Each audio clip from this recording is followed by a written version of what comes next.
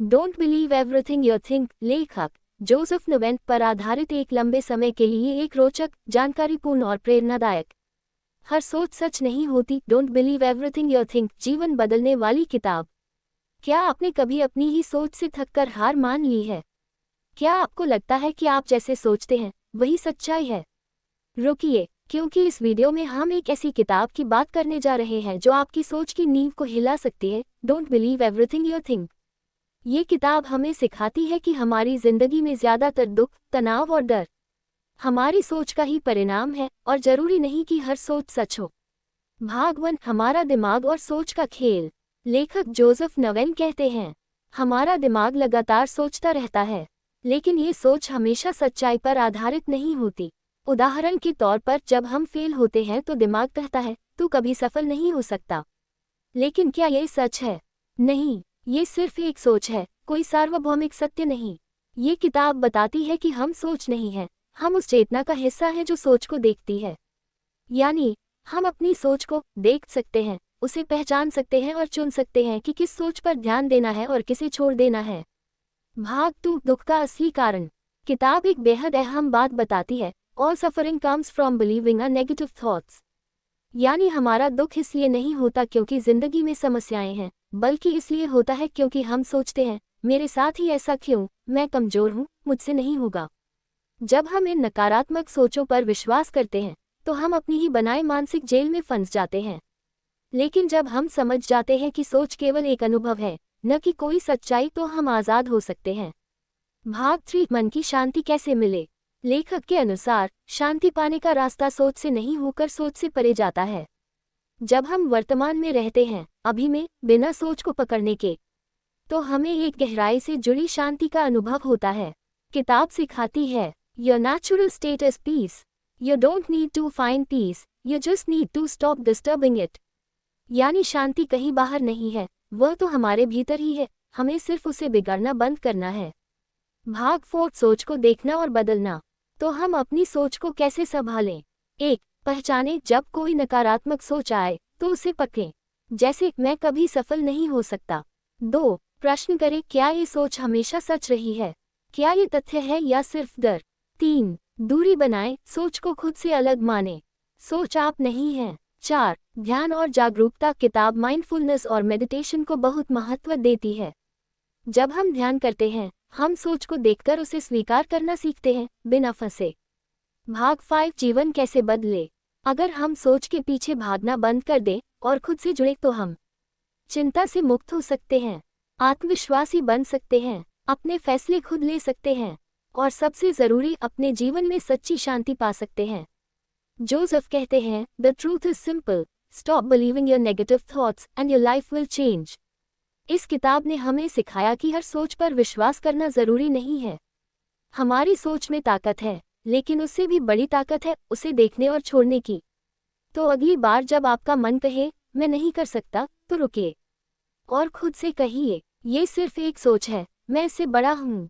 अगर आपको ये बातें मददगार लगी तो इस वीडियो को लाइक करें, शेयर करें और कमेंट में बताएं कि आपने कौन सी सोच को अब तक सच मान रखा था। और हाँ, ऐसे और वीडियो के लिए चैनल को सब्सक्राइब करना ना भूलें। याद रखें, हर सोच सच नहीं होती। Don't believe everything you think किताब के पहले चैप्टर का पूरा विस्तार दिया गया है, हिंदी में, रोचक और सरल शैली में। चैप्टर 1, आप वो नहीं है जो आप सोचते हैं। You are not your thoughts. शुरुआत, जीवन की उलझनें और हमारा दिमाग। हम सबका जीवन कभी न कभी उलझनों से भरा होता है। हम चिंतित होते हैं, दुखी होते हैं, गुस्सा करते हैं या खुद से नाखुश रहते हैं। और हम अक्सर सोचते हैं, मैं क्यों ऐसा सोचता हूँ, या मेरे दिमाग में ये नेगेटिव बातें क्यों चलती रहती हैं। जोसेफ नोवेन कहते हैं कि इस सब की जड़ है हमारी अपनी सोच को सच मान लेना। हम अपने विचारों को इतना पकड़कर बैठ जाते हैं कि हमें लगने लगता है मैं ही वो विचार हूँ। अगर मन कहे मैं बेकार हूँ तो हम तुरंत मान लेते हैं, हाँ, मैं वाकई बेकार हूँ। लेकिन यही सबसे बड़ा भ्रम है। मैं पॉइंट हम अपनी सोच नहीं है। किताब का पहला और सबसे महत्वपूर्ण संदेश है, greater than, you are not your thoughts, you are the awareness of those thoughts. आप अपनी सोच नहीं हैं, आप उस सोच को देख सकने वाली चेतना हैं। सोच एक बादल की तरह है, आते हैं, जाते हैं, लेकिन आप वो आसमान है जिसमें ये विचार तैरते हैं। मान लीजिए आपके मन में आया आप मुझे सब नापसंद करते हैं। अब सोचिए, क्या ये 100% सच है? क्या ये सोचना आपके भीतर से आ रहा है, या ये किसी बीती घटना, डर या आदत का नतीजा है? जब हम विचारों को एक दूरी से देखने लगते हैं तो हमें ये एहसास होता है कि हम उन्हें बदल भी सकते हैं, उन्हें जाने भी दे सकते हैं। एक उदाहरण, दिमाग का झूठ। एक बच्चा बोर्ड एग्जाम में फेल हो गया। उसके मन में आया, मैं हमेशा असफल ही रहूंगा। अगर वो इस सोच को सच मान ले तो क्या होगा? वह कोशिश करना छोड़ देगा, खुद पर विश्वास खो देगा। लेकिन अगर वह समझे कि ये सिर्फ एक नकारात्मक सोच है तो वो खुद को कह सकता है, नहीं, ये मेरी सोच है, मैं इससे बड़ा हूँ, मैं दोबारा प्रयास करूंगा। माइंड की आदतें क्यों फंसते हैं हम? जोसेफ बताते हैं कि हमारा दिमाग प्रॉब्लम सॉल्वर है। वो हर समय खतरे, परेशानियां और कमियां खोजता रहता है। ये हमारी बायोलॉजिकल सिस्टम का हिस्सा है। एक बार हमें बचाने के लिए जरूरी था, लेकिन अब ये चिंता, कंपैरिजन और डर पैदा करता है। दिमाग की यही आदतें सोच को नकारात्मक दिशा में मोड़ देती हैं। पहला कदम, जागरूकता। तो समाधान क्या है? पहला कदम है जागरूकता, अवेयरनेस। जब भी कोई सोच आए तो बिना उसे जज किए बस उसे देखिए। जैसे कोई बाहर से आवाज दे, तू बेकार है, तो क्या आप बिना सोचे मान लेंगे? नहीं। तो फिर जब वही बात आपके अंदर से आती है तो क्यों मान लेते हैं? बस यही बदलाव लाने की जरूरत है। अंतिम संदेश, आपकी सोच आपको डिफाइन नहीं करती। आप उन विचारों से कहीं अधिक है। आप वो चेतना है जो सोच को देख सकती है, उसे समझ सकती है और उससे अलग रह सकती है। अगला अध्याय जोड़ेगा, अगर सोच मैं नहीं हूँ तो फिर मैं कौन हूँ? क्या मेरी असली पहचान मेरी यादों, भावनाओं या अनुभवों से जुड़ी है, या कुछ और? इसका जवाब अगले चैप्टर में छिपा है, जहां हम जानेंगे अपनी असली पहचान और शांति के मूल स्रोत के बारे में। क्या आप तैयार हैं अपनी सच्चाई से मिलने के लिए?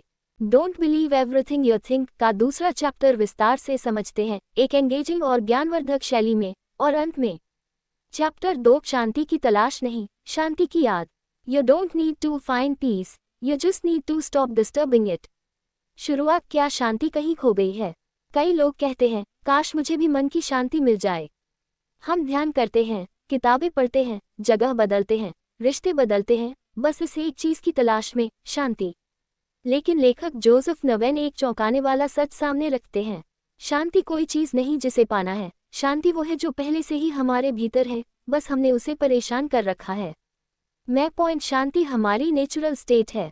एक छोटे बच्चे को देखिए, वो मुस्कुराता है, खेलता है, बिना किसी चिंता के जीता है।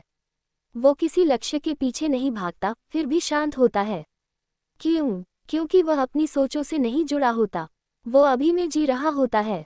जोसेफ बताते हैं कि हमारी नेचुरल स्टेट यानी हमारी मूल अवस्था शांति, प्रेम और संतुलन है। हम कुछ भी करें, जाएं कहीं भी, जो भी सोचे, हमारे अंदर का मूल स्वभाव नहीं बदलता। तो फिर अशांति क्यों है? हमारे विचार, हमारी व्यस्त, उलझी हुई सोच, हमारा डर, चिंता, कंपैरिजन, यही हमारी शांति में खलल डालते हैं। ये सोचें समुद्र में उठती लहरों की तरह हैं। शांति तब नहीं आती जब लहरें शांत हो जाती हैं। शांति तब आती है जब हम लहरों के नीचे छिपे गहरे, स्थिर जल को महसूस करते हैं। एक सटीक उदाहरण, शांत दर्पण। कल्पना कीजिए, आपके सामने एक दर्पण है। वो हर चीज को दर्शाता है, चाहे कोई सुंदर हो या कुरूप, रोशनी हो या अंधेरा, लेकिन वो कभी खुद परेशान नहीं होता। हमारा मूल स्वभाव भी ऐसा ही है। सोचे, भावनाएं, समस्याएं आती जाती हैं, लेकिन भीतर एक शांत मैं है जो सब देखता है पर उनसे बंधता नहीं। शांति पाने की कोशिश उल्टी दिशा है। जोसेफ कहते हैं कि जब हम शांति पाने की कोशिश करते हैं तो हम मान लेते हैं कि हम शांत नहीं हैं, और यही मान्यता हमें बेचैन कर देती है। हमें करने की जरूरत नहीं, बल्कि न करने की जरूरत है। ना सोच को पकड़ना, ना भावना से लड़ना, न ही खुद को बदलने की जबरदस्ती। बस देखना है, समझना है और छोड़ देना है। ध्यान और जागरूकता, शांति से जुड़ने का रास्ता। ध्यान का अर्थ है अपने भीतर लौटना, बिना जजमेंट के, बिना प्रयास के, बस देखना। जब हम अपनी सांसों पर ध्यान देते हैं, सोचों को बहने देते हैं, तो हम धीरे धीरे उस भीतरी शांति से जुड़ने लगते हैं जो हमेशा से थी, है और रहेगी। शांति किसी मंजिल की तरह नहीं, बल्कि घर लौटने जैसा अनुभव है। अंतिम संदेश, शांति कोई लक्ष्य नहीं, ये तो हमारी पहचान है। हमें बस ये समझना है कि हम शांति को खो नहीं सकते, हम बस उसे भूल सकते हैं। और इस भूल को सुधारने का रास्ता है जागरूकता और स्वीकार्यता। अगला अध्याय जोड़ेगा, अगर शांति हमारी असली प्रकृति है तो फिर ये नकारात्मक विचार, डर और चिंता आते कहाँ से हैं? क्या ये हमारे अंदर जन्म लेते हैं या कहीं बाहर से आते हैं? क्या आप जानना चाहते हैं कि नकारात्मक सोचों की असली जड़ क्या है? आइए अगले अध्याय में हम जानेंगे सोचों का स्रोत और वो सच्चाई जो हमें खुद से जोड़ती है।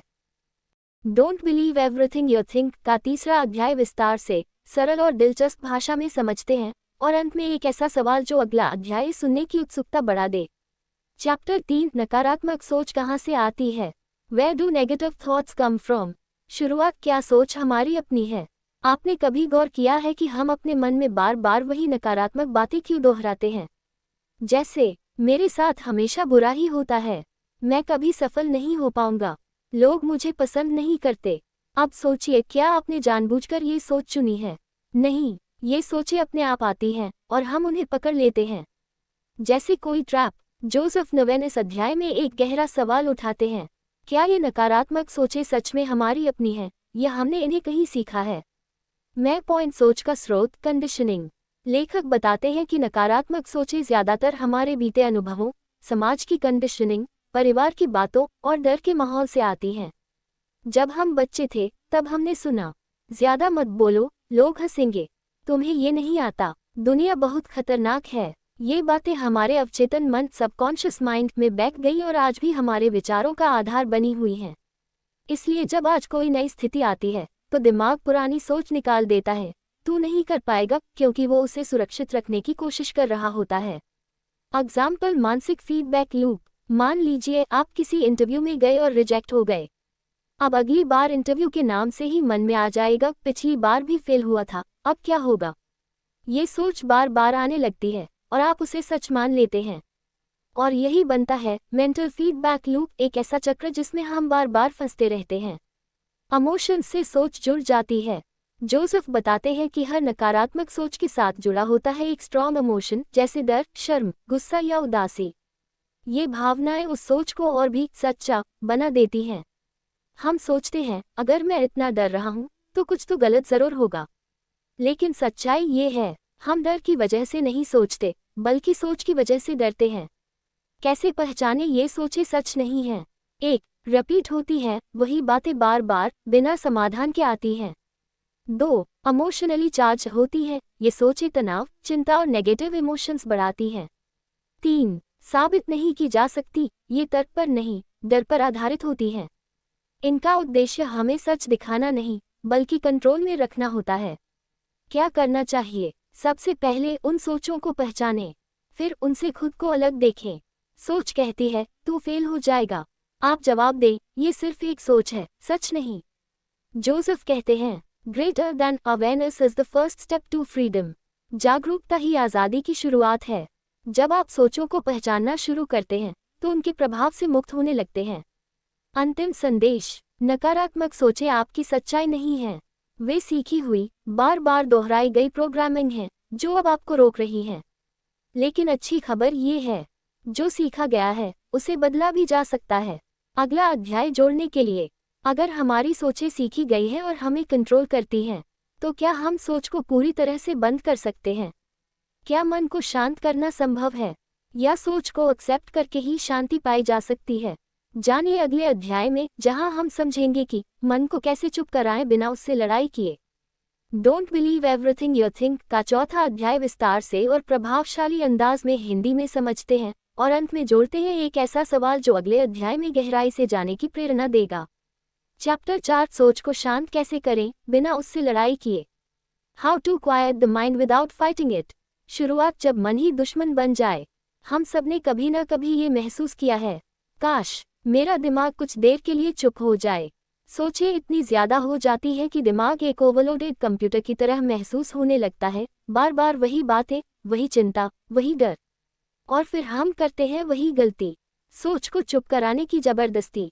लेकिन जोसेफ नोवेन हमें एक नई दिशा में सोचने के लिए कहते हैं, the more you try to silence the mind, the louder it gets. जितना आप दिमाग को चुप कराने की कोशिश करते हैं, वो उतना ही तेज बोलता है। मैं पॉइंट, सोच से लड़ो मत, उसे बहने दो।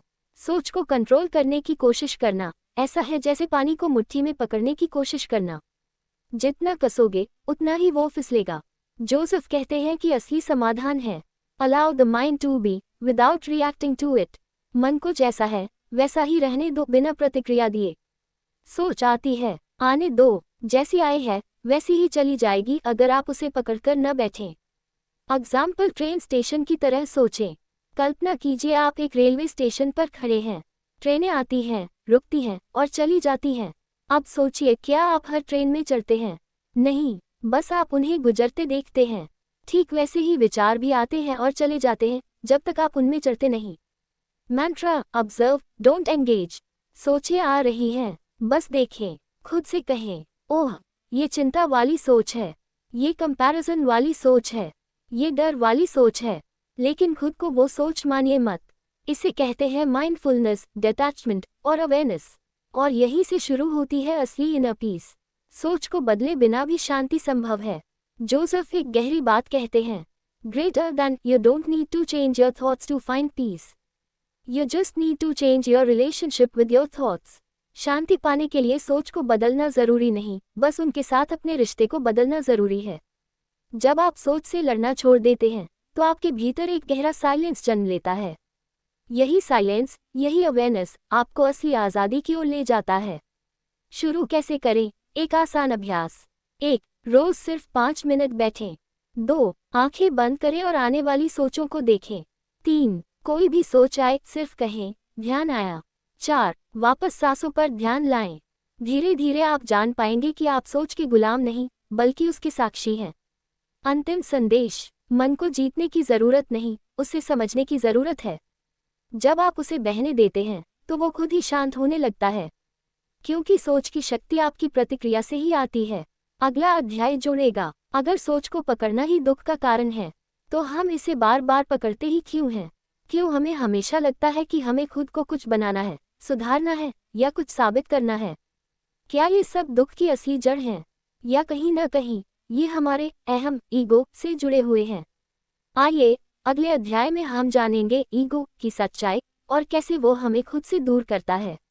Don't believe everything you think का 5वां और अंतिम अध्याय विस्तार से समझते हैं, गहराई से, सरलता से और ऐसे सुझावों के साथ जो दर्शकों को उनके जीवन में आगे बढ़ने में सच में मदद करें। चैप्टर 5 में कौन है ईगो की सच्चाई? Who are you really? Understanding the ego. शुरुआत, क्या आप वही हैं जो सोचते हैं? अक्सर हम खुद से कहते हैं, मैं अच्छा नहीं हूँ, मुझे बदलने की ज़रूरत है, अगर मैं सफल हो जाऊं तो मैं काबिल बन जाऊंगा। पर रुको ज़रा, जो ये सब सोच रहा है क्या वही आप हैं, या आप कोई और हैं जो बस इन्हें देख रहा है?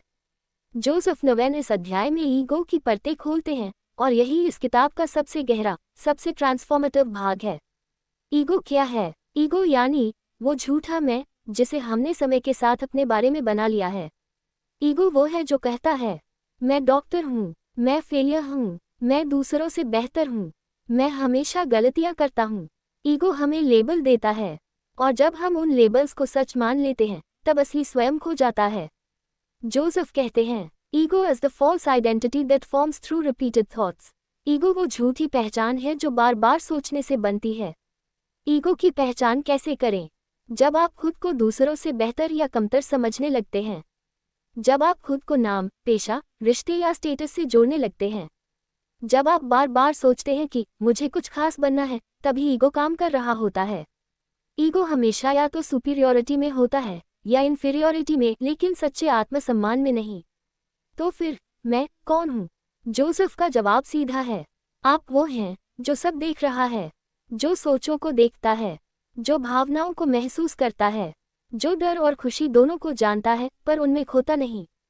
आप वो हैं जो अभी में मौजूद है, pure awareness, pure presence. Ego को हटाना नहीं, पहचानना है। ईगो को हटाना एक और ईगो डिजायर है। असल समाधान है सिर्फ देखना। जब आप अपने विचारों, पहचान और भावनाओं को ऑब्जर्व करते हैं तो ईगो की पकड़ ढीली पड़ने लगती है, और जब ईगो की पकड़ कम होती है तभी सच्चा शांति, सच्चा प्रेम और आत्मस्वीकृति जन्म लेते हैं। एग्जाम्पल, आकाश और बादल। जोसेफ एक सुंदर उदाहरण देते हैं। आप आकाश हैं और सोचे, भावनाएं, ईगो, ये सब सिर्फ बादल हैं। बादल आते हैं, जाते हैं, लेकिन आकाश हमेशा वही रहता है, शांत, विशाल और अडोल। आपका असली स्वरूप भी ऐसा ही है। सच्चा परिवर्तन कहाँ से शुरू होता है? ना सोच बदलने से, ना बाहरी दुनिया बदलने से, बल्कि खुद को पहचानने से। जब आप जानते हैं कि मैं सोच नहीं हूँ, तभी आप उस आज़ादी का अनुभव करते हैं जिसे हमेशा बाहर खोजा, लेकिन वो हमेशा अंदर ही थी। अंतिम संदेश, जीवन के लिए मार्गदर्शन। अब जब आपने इस किताब की गहराई समझ ली है, तो यहाँ कुछ महत्वपूर्ण सुझाव हैं जिससे आप इसे अपने जीवन में उतार सकते हैं। 1. अपने विचारों को सुने, लेकिन सच मत मानिए। हर सोच एक सुझाव है, आदेश नहीं। जैसे ही आप सोचों को पहचानना सीखते हैं, वे कमजोर होने लगती हैं। 2. हर दिन कुछ समय शांति में बिताएं। 5-10 मिनट बैठकर अपनी सांसों पर ध्यान दें। कोई लक्ष्य नहीं, बस मौजूद रहना। 3. खुद से सवाल पूछें, ये सोच आए है, क्या ये सच है? क्या मैं इसे मानना चाहता हूँ? क्या ये सोच मुझे ऊपर उठा रही है या नीचे गिरा रही है? 4. दूसरों को भी उसी दृष्टि से देखें। हर इंसान के पीछे भी एक संघर्ष है, एक सोच का जाल है। जैसे आप सीख रहे हैं उससे निकलना, वैसे ही वे भी कोशिश कर रहे हैं। करुणा, कंपैशन को जगह दें। 5. अपने असली मैं से जुड़ें। आपको कुछ बनने की जरूरत नहीं, बस याद करने की जरूरत है आप कौन हैं। अंतिम विचार, don't believe everything you think सिर्फ एक किताब नहीं, ये एक अवेकनिंग है। एक आँख खोलने वाला अनुभव जो हमें सिखाता है शांति बाहर नहीं भीतर है। और असली आज़ादी तब आती है जब हम खुद को अपनी सोच से अलग देखना शुरू करते हैं। आपके लिए आखिरी सवाल, अब जब आप जान गए हैं कि आपकी सोचें आपकी सच्चाई नहीं हैं, तो क्या आप तैयार हैं एक ऐसा जीवन जीने के लिए जो डर, कंपैरिजन और शक से परे हो? क्या आप तैयार हैं खुद से सच्चा रिश्ता बनाने के लिए?